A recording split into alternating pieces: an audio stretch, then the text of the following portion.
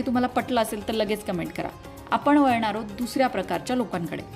दुसऱ्या प्रकारचे लोक म्हणजे ना, समोरच्याच्या व्यंगावर बोट ठेवणारे लोक. म्हणजे व्यंग अगदी शारीरिक व्यंगावरनं चिडवणारे असं नसतं बरं का.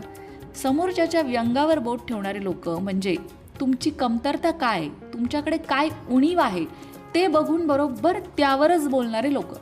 आता तुमच्या घरात जर तुमच्या मुलाला कमी मार्क पडलेत आणि वातावरण जरा गंभीर आहे, माहिती आहे ना, तरीसुद्धा 10 वेळा येऊन विचारतील, काय हो तुमच्या बंटीला किती मार्क पडले, काय हो तुमच्या बंटीला कसं काय कमी मार्क पडले.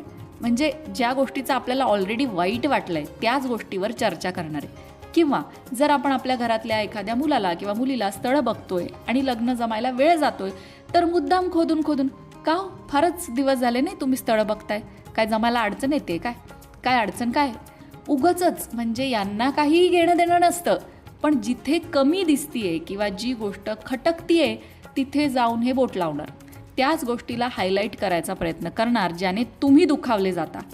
अशी लोक काय करायची आहेत आपल्या अवतीभोवती. म्हणजे बघा, तुम्हाला पटतंय का की मान्य आहे की अतिथी देवो भव ही भारतीय संस्कृती शिकवते, आपण सगळ्यांना धरून चाललं पाहिजे. पण मी काय म्हणते, ज्यांच्यापासनं आपल्याला मानसिक त्रास होतोय कशाला अशा लोकांना धरायचं आहे. पटतंय का तुम्हाला? पटत असेल तर 100% पटतंय म्हणून कमेंटमध्ये लगेच कमेंट करा. आता वळणार आहोत तिसऱ्या प्रकारच्या लोकांकडे. तिसऱ्या प्रकारची लोक म्हणजे कपटी लोक, ज्यांच्या मनात कपट असतो. मग ते अगदी आपले कधी कधी सख्खे असतात, शेजारी असतात, नातेवाईक असतात, मित्र असतात. प्रचंड कपटी असतात ही लोक. आणि आपल्याला माहिती असतं की हा माणूस भामटा आहे, पण का कोण जाणे आपण का संबंध ठेवतो त्या लोकांशी. अरे यार, जवळचं नातं आहे, नाही तोडतायत, किंवा अरे इतक्या दिवसांचा मित्र आहे, आता काय करणार.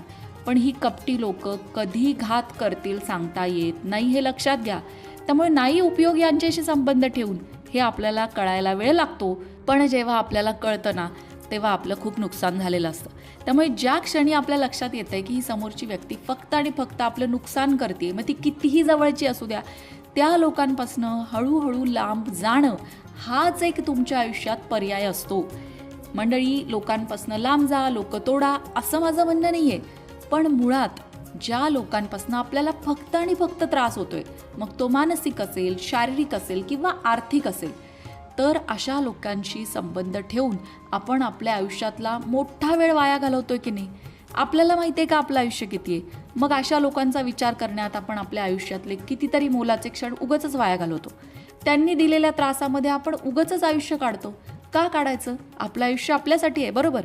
काही चांगल्या गोष्टी ऐकण्यासाठी, चांगल्या गोष्टी शिकण्यासाठी, आयुष्याचा भरभरून आनंद घेण्यासाठी आहे. त्यामुळंच अशा लोकांपासून वेळ